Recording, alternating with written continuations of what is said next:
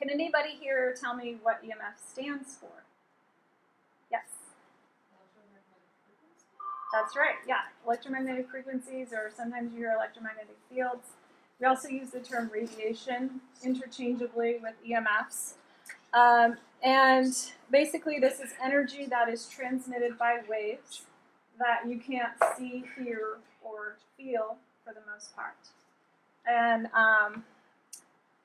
today we're going to look at the research and the disturbing things that the research is showing us about EMFs. We're going to look at the different types of EMFs. There's 4 different types. And then learn some simple steps that you can take to protect yourself.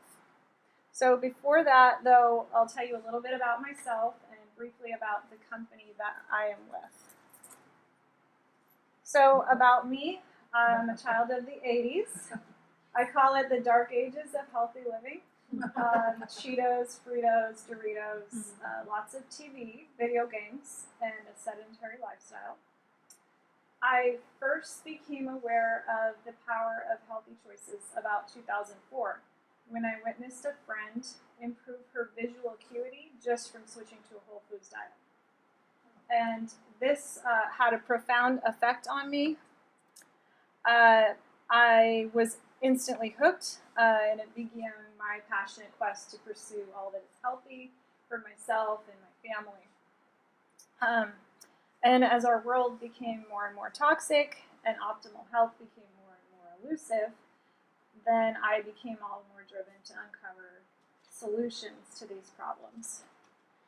And I had a lot of successes along the way, but in 2016 I experienced a big success treating my chronic migraines with by experimenting with EMFs. And so this experience prompted me to train at Geovital Academy for Radiation Protection in Austria. Geovital started out as a naturopathic clinic 40 years ago, and they found that their patients would come to the clinic, they would stay in the clinic, receive treatments and get better, and they go back home. A lot of times their symptoms would resurface at home. So they started looking into treating the patient's environment, treating their bedroom, as well as treating the actual patient. And they had a lot of success with that. So there was 3 things that had the biggest impact on the patient's ability to heal and stay well that they found. Number 1 is EMFs, which is what we're going to learn about today. Number 2 is geopathic stress, which is natural radiation from the ground. And number 3 is mattresses, which you're in very close contact with them all night, so it makes sense. A lot of mattresses are manufactured without a lot of thought into the ingredients and how your health could be affected by them. So, I skipped a little bit. So Geovital went on to really specialize in the field of radiation protection, and now they are they have a training academy. They train EMF consultants like myself. They've done well over 300,000 assessments around the globe, and they're kind of a center for this type of thing. They also work with builders, creating EMF-safe homes when it's the easiest to do so. So let's go into the types of EMFs real briefly. I'm going to go over these in more detail later, but just to give you an awareness of what's out there, there's electrical fields. These are caused by all the wiring that we have in buildings and homes. And there's magnetic fields. Those are caused by power lines, caused by current on power lines. We also get them from wiring errors inside homes. And they are also caused by some household devices. Then we have radiofrequency, which is the one that you probably hear about the most. This is the one that's the wireless communication, the cell towers, cell phones, Wi-Fi, Bluetooth, all the smart stuff. And then dirty electricity is another one that we look at. And this is caused by a variety of devices as well. Solar panels? Wow. Yeah, solar panels are actually a big contributor. So we'll come back to that in a little bit. But I want to show you a clip that's going to talk about the levels of radiation that are actually considered harmful in the research, and then comparing that to what the government guidelines are, because the government has set guidelines on what is considered safe. So this is an excerpt from the documentary Take Back Your Power, which is about smart meters and how smart meters produce radio frequency. So that's kind of what this documentary is about. The data we're going to look at are all published science, testing results, or public standards. At the bottom end of the radiation scale of what's called power density or signal strength is the minimum level at which cell phones will work, which was found to be 0.2 billionths of a microwatt per centimeter squared. Pine needles were found to age prematurely at 0.000027. At short-term exposures of 0.05, children aged 8 to 17 experienced headache, irritation, concentration difficulties, and behavioral problems. 0.1 is the biobiology or building biology guideline for extreme concern. 1.0 produced sperm DNA fragmentation and a decrease in sperm viability in vitro.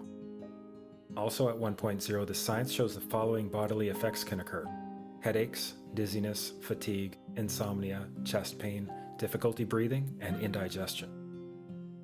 2.5 saw altered calcium metabolism in heart muscle cells. 4.0, changes in the hippocampus affecting brain memory and learning. And at 6.0, DNA damage in cells. So, where are smart meters on this list? Electrical Power Institute in December 2010 measured a single Itron smart meter with pulses up to 7.93 microwatts per centimeter squared. Our own testing indicated approximately 8.0 with 1 meter. These tests are at a close distance, approximately 1 foot away from the meter, but an infant's crib could be just as close on the other side of the wall where the meter or bank of meters are installed. Even though there are all these known health effects at levels far lower, Switzerland, Liechtenstein, and Luxembourg see fit to set the standard at 9.5. And China, Poland, and Russia, 10.0. This is the same level at which behavior has been altered, producing reflexes of avoidance following 30-minute exposures. A room of 12 smart meters, very common and even a conservative number in an apartment building, tested at 19.8 microwatts per centimeter squared. This is hundreds of times higher than levels which clearly indicate harmful effects. So how can utilities and governments get away with forcing these devices on everyone? This is how. In Canada and the US and several other civilized countries, the safety limit is set at 600 to 1,000 microwatts per centimeter squared. This so-called safety limit is literally tens of thousands of times higher than levels which are known to damage health, according to peer-reviewed published science. We see limits. We see our bodies being affected at very low levels, and the government standards are not going to protect us from that. They're ridiculously high. So the question is, just how much are we exposed to right now? Current radiation levels. According to the Lancet for Planetary Health Journal, typical radiation exposure for the 2010s is up to 100 microwatts per square meter. Or per square centimeter, sorry. So that's the same units as those numbers we were just looking at. What were radiation levels 100 years ago? Anybody want to guess? 2.02. It's low, I'll tell you that. So it is 1/4 of a microwatt per square centimeter. So there is such a thing as natural background radiation, and that's how much we get in nature. It's very low. So basically what that means is what we're exposed to right now is literally 1 quintillion times higher than what it was 100 years ago. It's very high.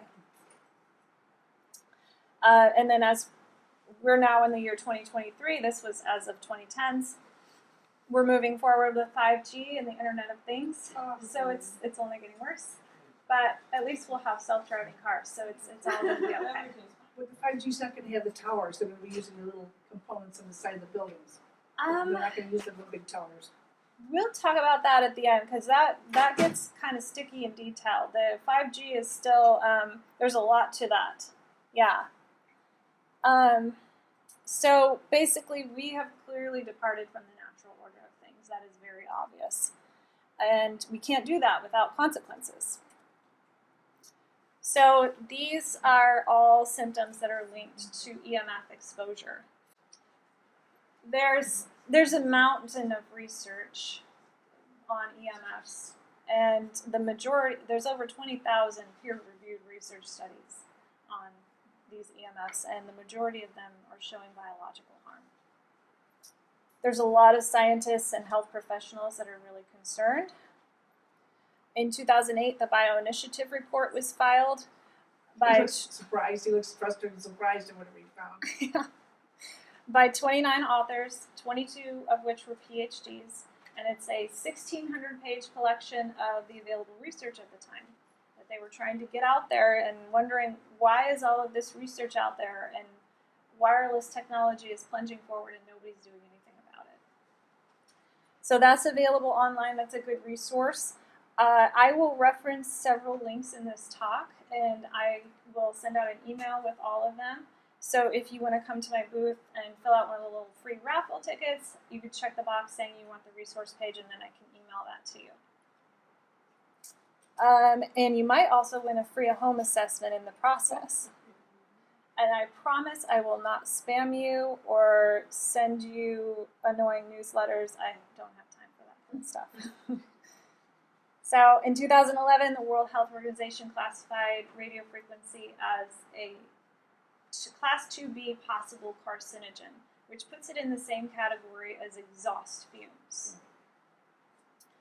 In 2015, the EMF scientist appeal was filed by a ton of scientists, sent an appeal to the heads of the UN and the World Health Organization, asking them to evaluate the inconsistencies in these guidelines to protect children and pregnant women, that manufacturers be encouraged to develop safer technology, that doctors be taught how to do EMF harm reduction strategies, and many, many other common sense measures. This is a picture of EEG brainwaves. On the left, you have 230 volt alternating current, which is basically the electricity that we have in this building and in all of our homes. On the right, you have Wi-Fi turned on. And in the middle, nothing. In nature, there is no alternating current. Alternating current is an invention of man, Nikola Tesla to be exact. And the same goes for Wi-Fi. It's an invention of man. And our nervous system is not designed for these technical stressors. I'm going to just slide this over because it's really bothering me. You want some help? Let's see. Oops.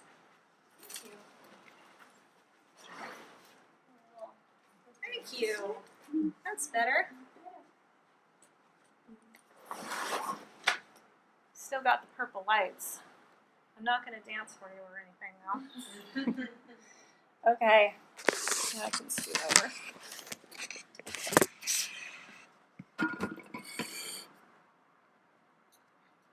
All right. Comic relief.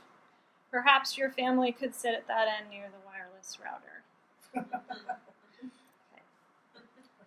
All right, back to the bad news. This EU study shows that prolonged radiation from a cell phone is similar to that of radioactive radiation. On the left, you have the control with no exposure.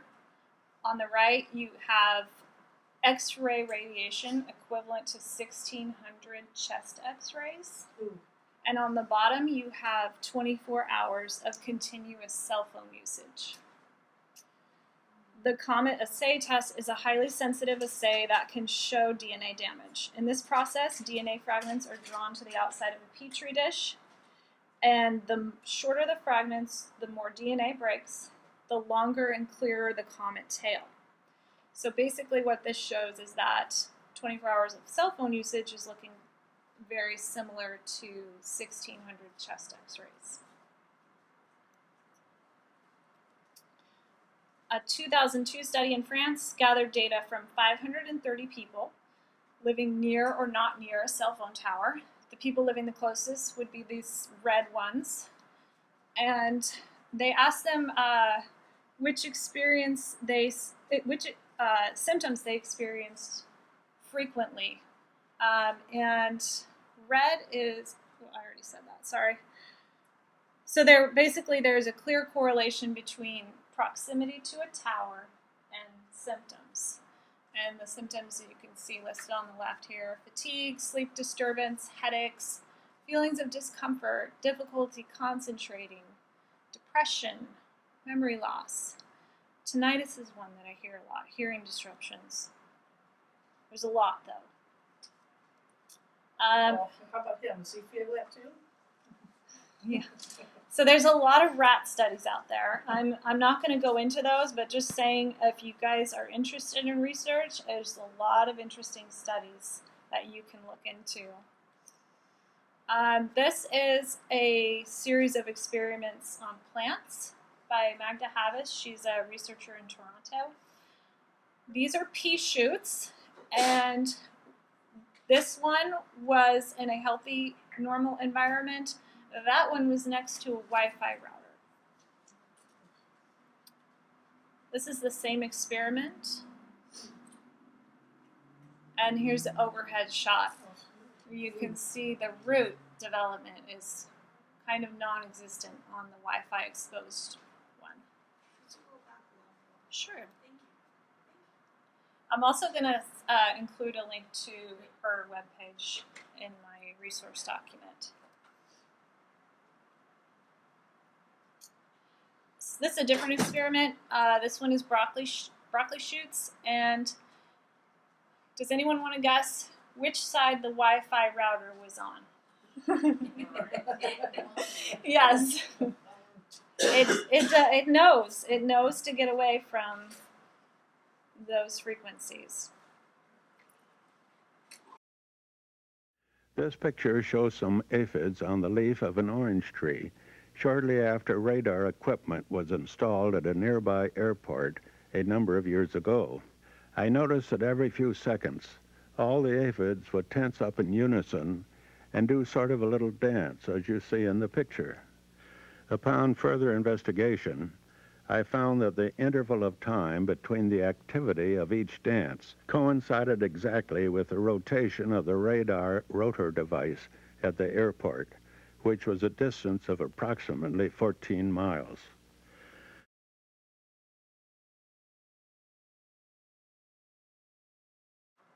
So I could go on and on about this stuff, about how radiation is killing bees. It's affecting the bees, the birds. It affects their ability to navigate, and it's a significant contributor to carbon emissions as well. But I don't want to spend any more time on this ugly reality. I want to get to the solutions. That's why you guys are here. You don't want to come here to be depressed. So back to the types of EMFs. I'm going to go in depth on each one of these. Electrical fields. These are caused by current. I'm sorry, I got a little distracted thinking about time and realizing that I don't actually. Oh, good. I've got a clock here. Sorry, electrical fields are not caused by current. They're caused by voltage in the wires. So if you think about a garden hose, you turn on a garden hose and it's got one of those little nozzles on the end, and you turn it on at the spigot. The hose fills with water, it tenses up, but it doesn't flow out because the nozzle is keeping it from doing so. That's exactly what voltage is. The wires in your wall are tensed up and full of electricity, and it's ready to go, ready for you to use whenever you plug in a device. And anywhere you have voltage, you're going to have electrical fields. It comes off the wall 6 to 8 feet into the room.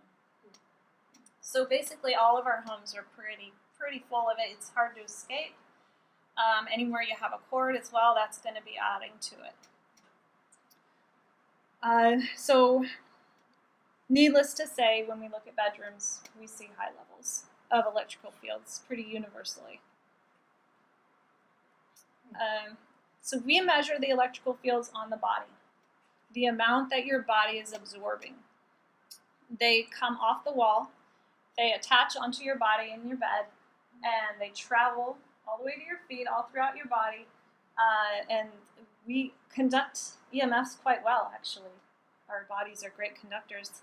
If you are old enough to remember back in the day when the TV wasn't working very well, you could just go touch it, and all of a sudden it was work because you're an antenna. Yeah. So we also have electrical receptors in our cells. And so the electrical fields coming at us all night long sends a distressing signal to our cells and activating our sympathetic nervous system.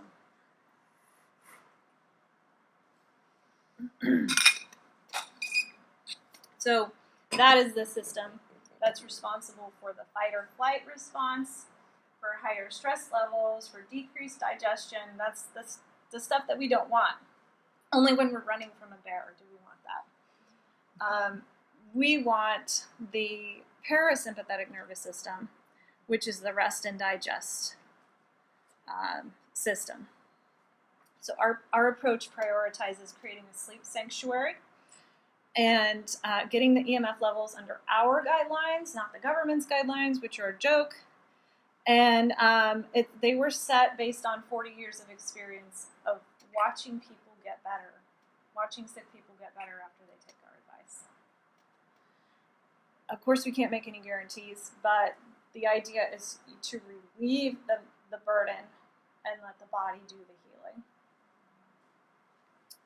So, most common things I hear after mitigating electrical fields is that the room feels calmer and quieter. People sleep better, they wake up feeling more rested. Okay, so how do we mitigate them? When you're building new is a great time to do it, or if you're remodeling for an only slightly higher price, you can choose grounded, shielded materials, which will catch all the electrical fields. But not everybody's building a new home right now, so we can mitigate it in existing homes. We often do that with a grounded, shielded, or a grounded conductive paint.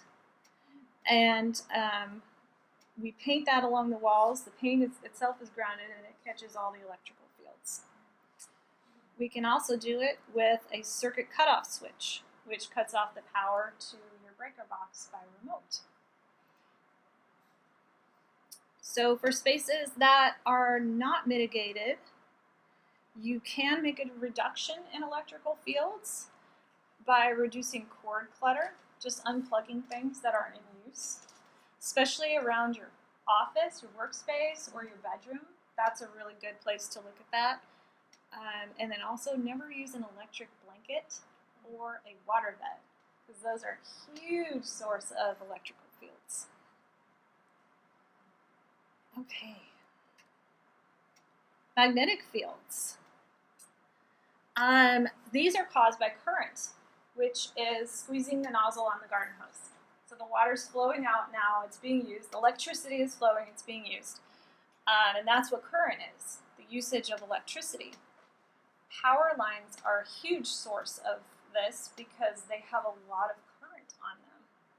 And the bigger the power line, the more current, the bigger the magnetic field.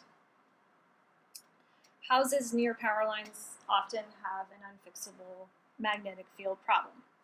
So what does the research say about magnetic fields? The research shows harm starting at about 1 milligauss. That's where you see decrease in melatonin production. At 1.6, you see there's a link with sperm abnormalities. 1 to 2 milligauss is linked with higher mortality rates in children with leukemia. And at 4 milligauss, there's a very strong link with childhood leukemia. But the US government, to the rescue again, has set the limit at 1,000 milligauss. So we don't go by those limits. Magnetic fields can also be caused by incorrect wiring, in addition to power lines. Wiring issues can cause it when the neutral wire isn't where it's supposed to be on the circuit. They can even be caused by incorrect wiring on a neighbor's property. And the magnetic fields travel on the metal utility pipes back to your house. So it's a good thing to measure for.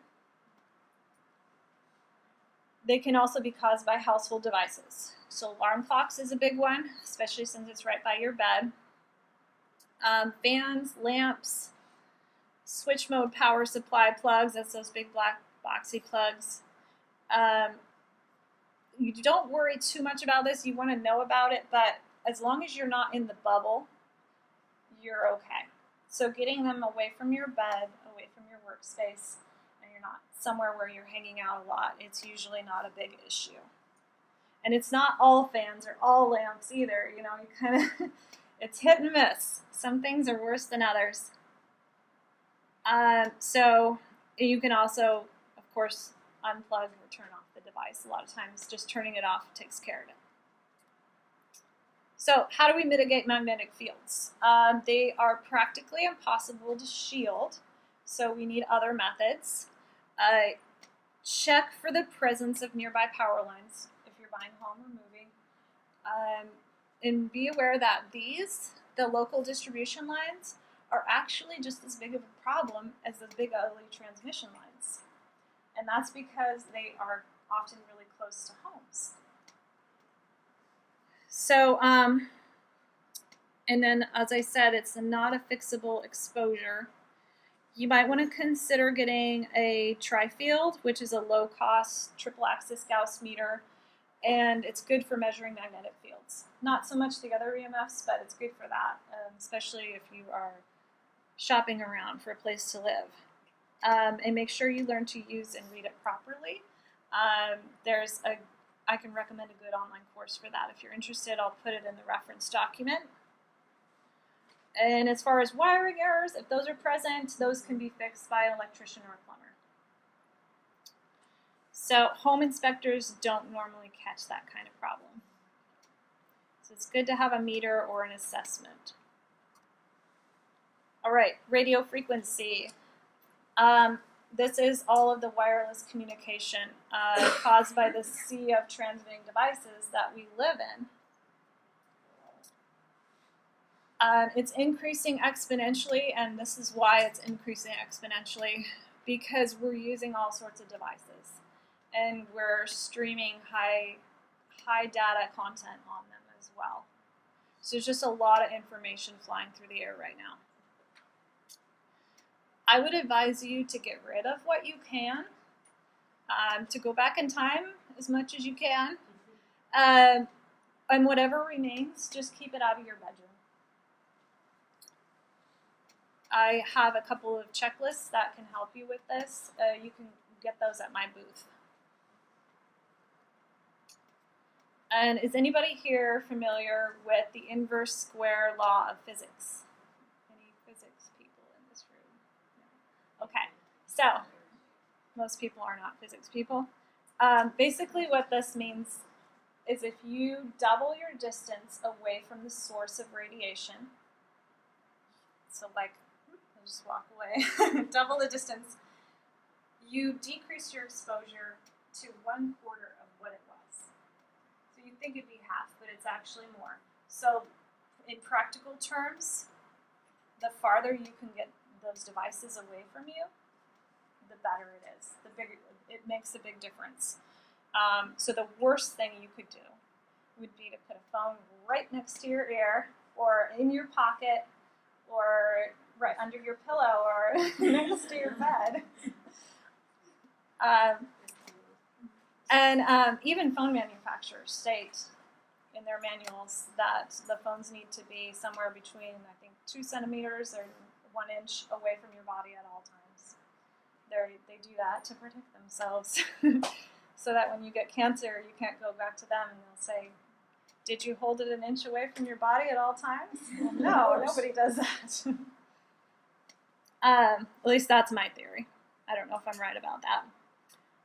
So I'd like you to also think about the effects on fertility.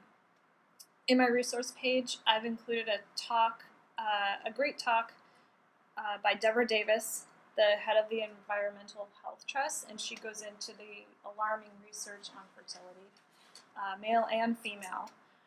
But this is especially concerning for girls because men get a fresh supply of sperm every 4 months.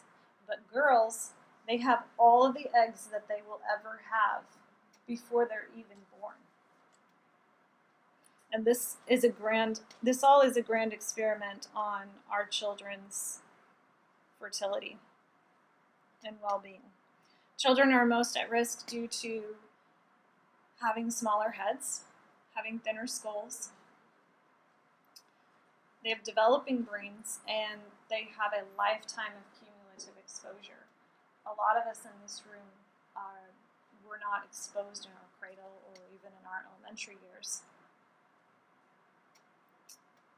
The American Academy of Pediatrics recommends that cell phone safety be practiced with children. For example, by making only short and essential calls on a cell phone, keeping it off the body, and then if you're going to watch a movie, download it first and watch it in airplane mode. So we don't have time to cover all the sources of radio frequency, but my checklist is a good start.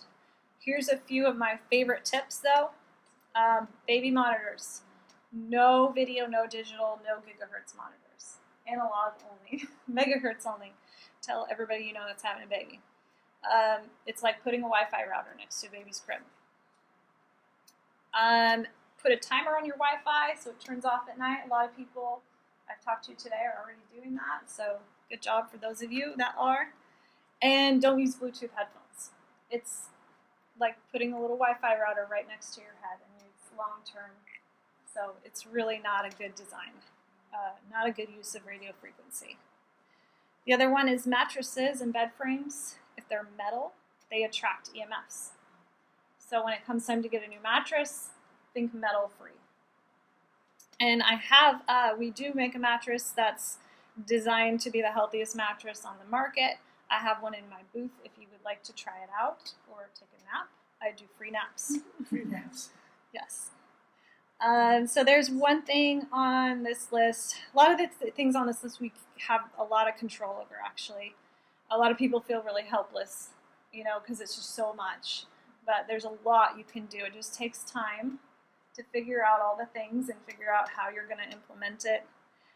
There's one thing on this list that we have less control over, which is the cell towers. Check out antennasearch.com to get an idea of how many towers are in your area. This is the results for this location.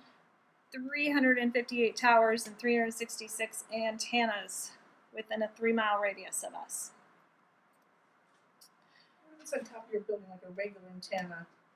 They're like, 20 feet tall. I'm in an apartment building. They're on top of my building, above the 7th floor. I'm on the 2nd floor. Does it radiation come all the way down to the 2nd floor, or does it stay up on the 7th floor on top of the building? Yes. Some of it does come down. A lot of it goes out and overshoots you, but some of it does still affect the building underneath. If I'm down on the 2nd floor, is it a lot less than 5th? I would say 2nd is definitely better than 7th, yeah, for sure.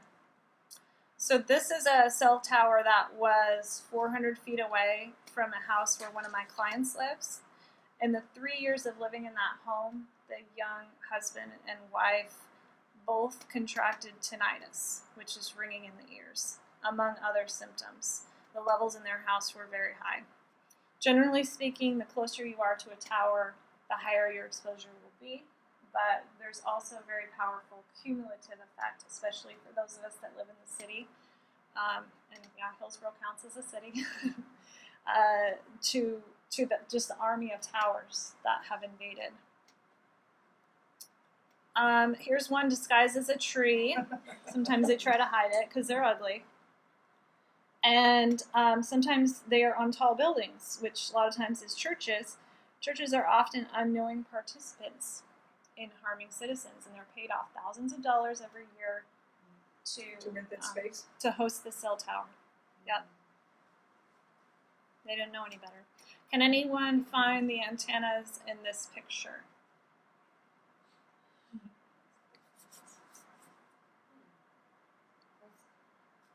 I'll give it away. Yep, there they are. On the side of the church, they've got coverings over and it's like brick. Here's one on top of the transmission lines. Those are the emitters up there. So you get a double whammy if you live next to those.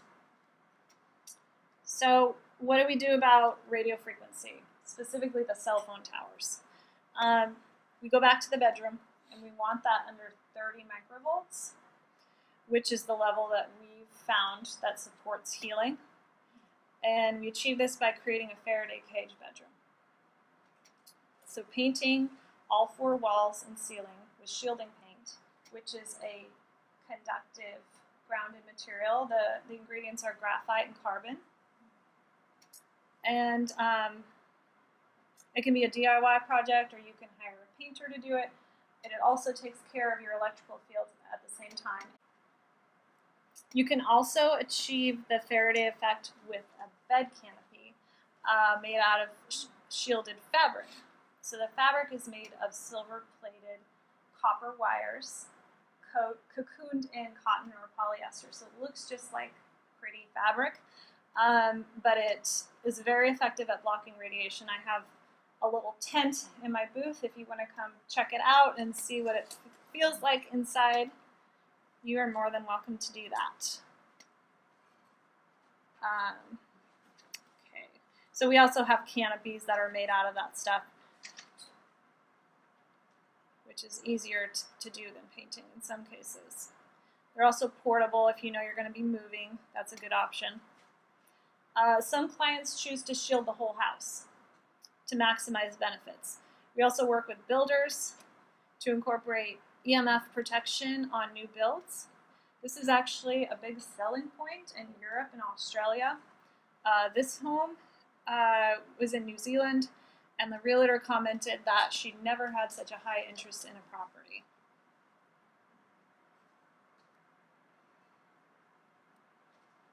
Okay, last one. We gotta hurry, we're almost out of time. Dirty electricity.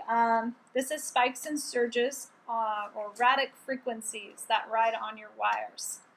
And it basically makes the electrical fields even more disturbing to our body. Instead of 60 times a second, it's like, way off the charts and all over the place. And it's caused by various household devices, appliances, computers. Solutions, what do we do about it? We try to reduce the usage. Always, that's going to be the first thing. Get rid of, if you have any of these twisty turny bulbs, the CFL fluorescents, it'd be best to switch to something else because they do put out a lot of dirty electricity. Recycle them because they have mercury in them. Solar panels do contribute a lot. If you are interested in solar panels, I would come talk to me after, and I can give you some pointers on how to do it in a safer way. Dimmer switches, you can switch those to regular. Unplug things when not in use. You also want to measure. We measure at an assessment, and most houses have more than what is recommended. And many times they're quite high, actually. Then there are filters. There's plug-in filters that you can put in your bedroom or other places in your house, and there's whole house filters. They actually work pretty well, so I do like those. But we want to monitor the process, because if you do it wrong, you can create a big magnetic field. So we want to make sure we do it right. Okay, so what is an assessment? An assessment is me coming to your house or another one of our EMF consultants, and we learn a lot about EMFs, just like we're doing today. Not quite this much classroom heavy, more experiential, where we're going to be going around your home and learning how to use the meters and learning where the problems are.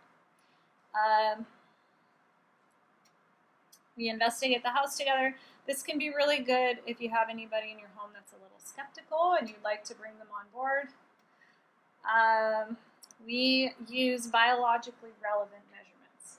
So whenever we can, we're going to measure the impact on your body, not just what's floating through the air across the room. We want to know how it's affecting you, as a doctor would if you go into the doctor, what your personal burden is. And we are going to be spending at least half the time on the bedroom because that's what matters most. We'll develop a personalized action plan, and of course you get ongoing support as you implement those changes. And the Geovital approach, I do assessments with the Geovital approach, which all of our solutions and our entire approach is centered on doing what's best for clients. And that comes from working with patients, and all of this is about it started with helping our patients actually stay healthy. And we believe the best strategy is to get the bedroom perfect. It's the most bang for your buck health-wise, and you can certainly do your whole house, and some people do, but I recommend starting with the bedroom because not only are you there 8 hours, but it's 8 hours where you're resting and restoring and detoxing.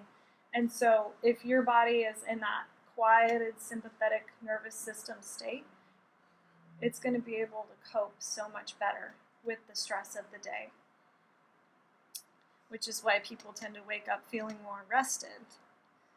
Right.